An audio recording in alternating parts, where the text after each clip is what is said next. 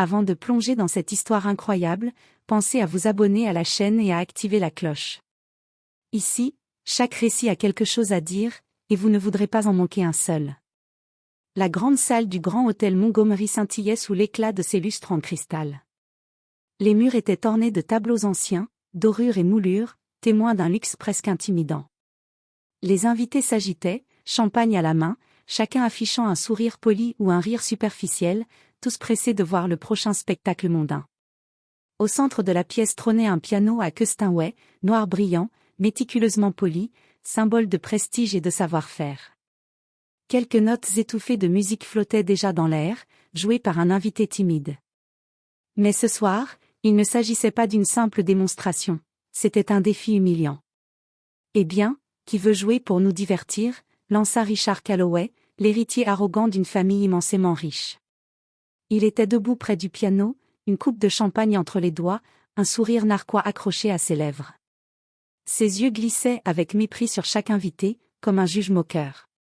Dans un coin, à l'opposé de Richard, se tenait Elias Monroe. Les autres le regardaient à peine. Il portait un costume simple, ses chaussures légèrement usées. Pourtant, dans son regard calme se cachait une intensité qui captait l'attention de ceux qui osaient vraiment regarder. Il était l'homme que personne ne reconnaissait, mais qu'on ne pourrait jamais oublier après ce qu'il allait faire. Richard se tourna vers lui, ironique. « Toi, oui toi.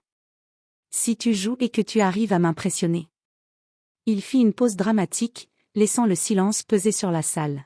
« Je t'épouserai sur le champ. » Un rire collectif éclata.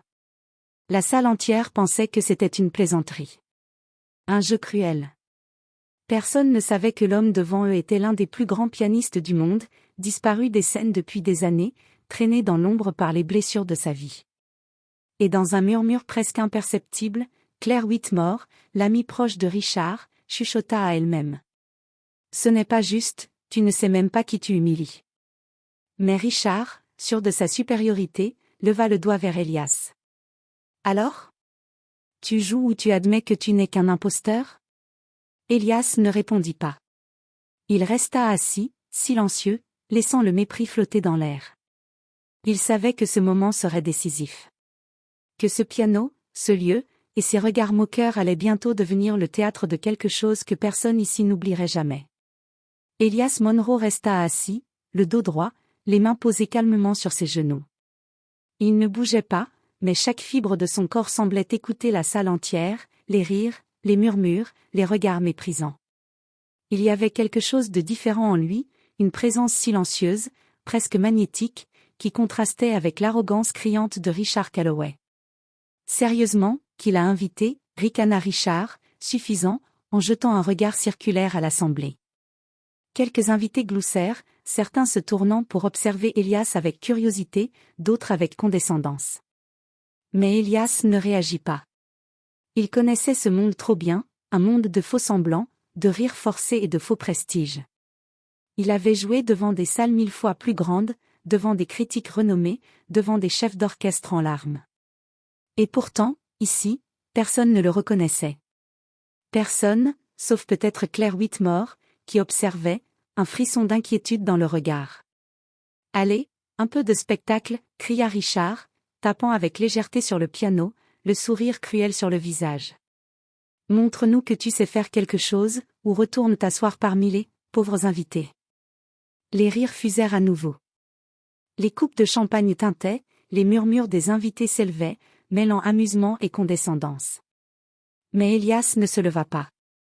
Il resta immobile, respirant calmement, laissant l'humiliation s'installer autour de lui comme une brume glaciale.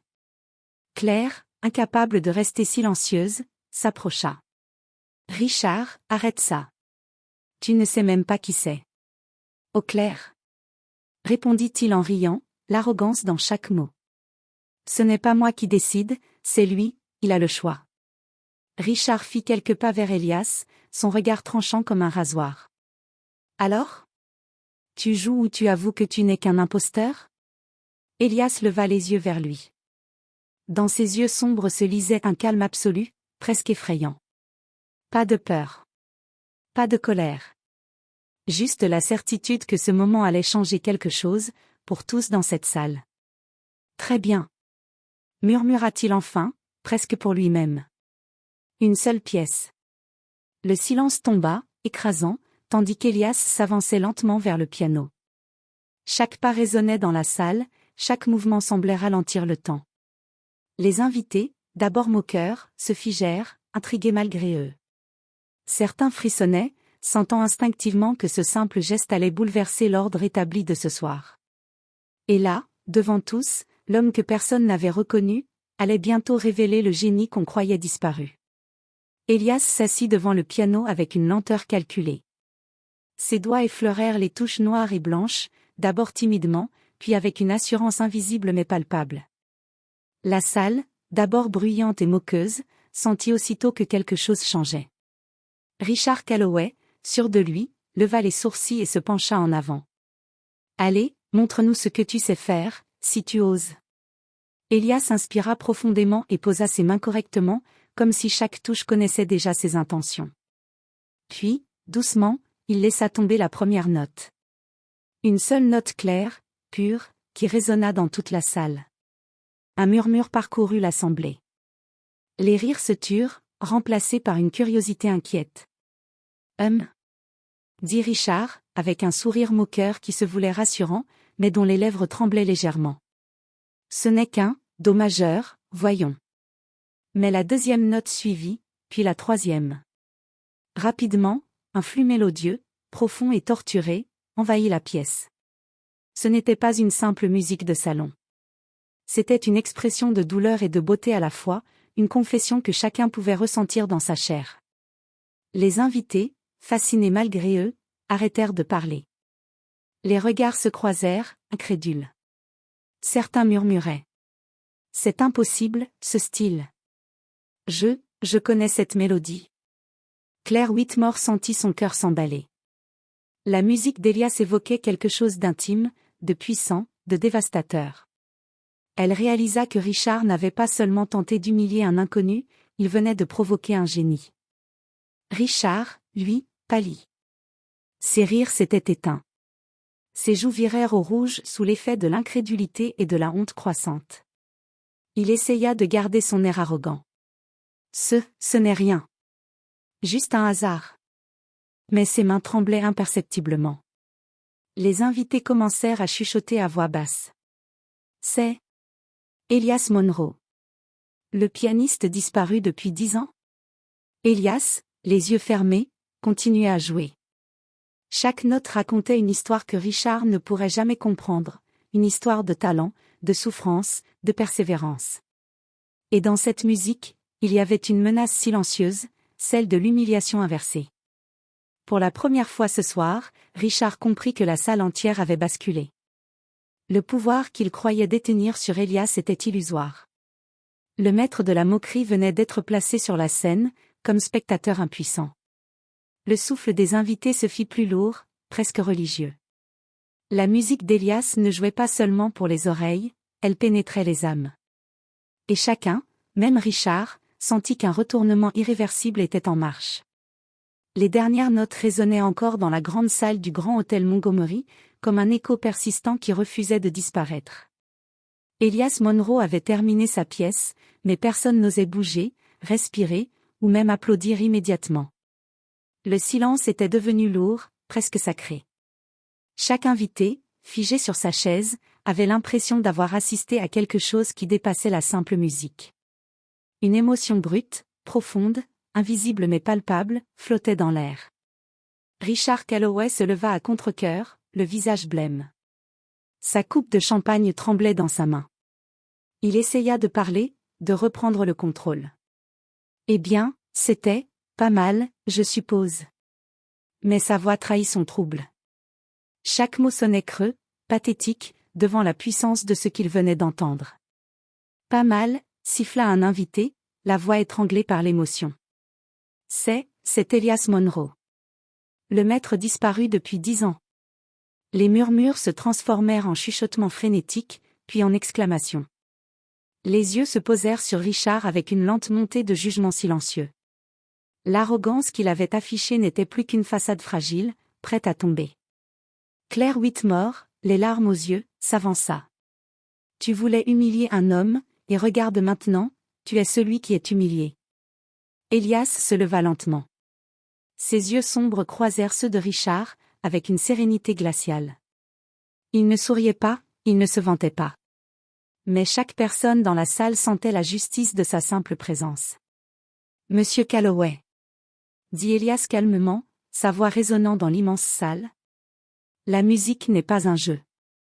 Et l'arrogance, elle se paie toujours. » Le regard de Richard vacilla. Il sentit la honte l'envahir comme un froid glacial. Pour la première fois, il comprit que sa moquerie avait été non seulement cruelle mais stupide et insignifiante. Tous les regards se tournaient vers lui, certains pleins d'admiration pour Elias, d'autres d'incrédulité pour Richard. Le murmure final s'éleva. Il ne s'agit pas seulement de jouer, il s'agit de montrer qui on est. Et lui, il est immense. Richard, muet, sentit le poids de chaque regard. Ce qu'il pensait être un simple divertissement mondain s'était transformé en leçon d'humilité publique. Et dans ce silence, Elias Monroe, l'homme qu'on croyait oublié, avait retrouvé son trône, et Richard avait perdu son empire de vanité. La salle était immobile. Même le vent qui s'engouffrait par les fenêtres entr'ouvertes semblait retenir son souffle. Le piano, noir et brillant, était maintenant silencieux, mais l'écho de chaque note continuait de vibrer dans les cœurs.